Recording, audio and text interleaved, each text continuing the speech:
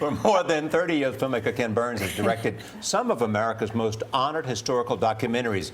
His new 7-part movie is called The Roosevelts, An Intimate History. It tells the stories of Theodore Roosevelt, his cousin Franklin, and FDR's wife Eleanor, who was Theodore's niece. The two men occupied the White House for a combined 19 years.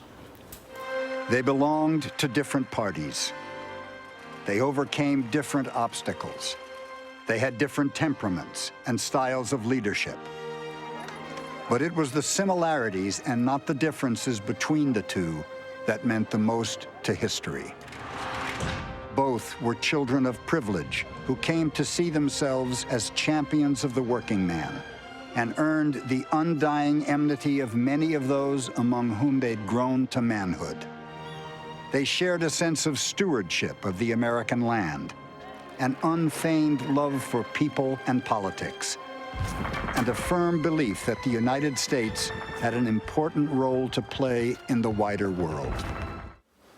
Ken Burns joins us at the table. Welcome back to Studio 57. Thank you very Now, much. this is extraordinary because it's about the Roosevelts, but also it's kind of like a wall-to-wall on public television. It is. They're going to dedicate an entire week of prime time. I don't think it's happened in broadcast television. So what are you 7 telling straight us days. about the Roosevelt? What's interesting about it? It's a family drama. It's an American Downton Abbey that has the added virtue of being true. And strangely enough, we've segregated these people. Sometimes we put Franklin and Eleanor together, but this is a family drama. There's no Franklin and no Eleanor without Theodore.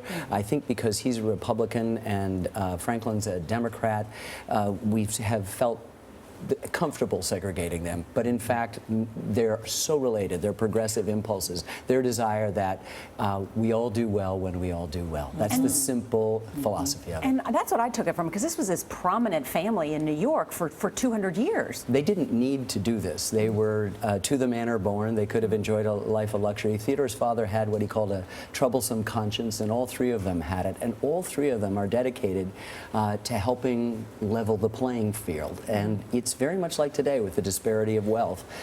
These are the issues that we're dealing with. What's the role of government? What's the nature of leadership? How does adversity, and all three are deeply wounded people, overcome that adversity and then help other people figure out how to overcome their own problems. And you say no other American family has touched so many of our lives. You Nobody. go fly out of LaGuardia Airport, go through the Lincoln Tunnel, ride the elevated in Chicago, turn on a light in the Tennessee Valley of the Northwest or the Southwest, or like to collect a Social Security check, are happy that your children don't work 7 days a week, 14 hours a day in a coal mine, that there's minimum wage, that you think that big monopolistic corporations should be at least regulated, if not broken up, and then the there's World War GI II. Bill, and then of course Franklin Roosevelt, who couldn't probably get out of the Iowa caucuses today because he was crippled, is able to lift us up through the Depression and World War II. Beyond the fact that he was crippled, what's the critical difference in terms of the two men as leaders? Well, I think that TR is excitable, he's a little bit unstable, he's hugely popular, everybody embraces him.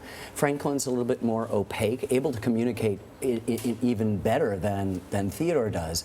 And he's, I think, moving the ball down the field relentlessly. TR is sort of all over the place, but they're both superb politicians and they care about us. I mean, Theodore said the U.S. government, which is now sort of the enemy of so many people, he says, is us, you and me. And I think they understood that it was the obligation for everybody. You've got to complain about it, change it, and they did. And the world that we live in, that we've inherited, is the world they created. And you tell a great story about FDR, that when he was 25, he's working as a law clerk. He says, I'm not going to practice law. I'm going to quit. I'm going to go into politics, and I'm going to be president. And nobody laughs. It's the way we open the film. And then, of course, his fifth cousin was already president, and perhaps the most popular president, and then he goes on. I mean, this is an amazing story.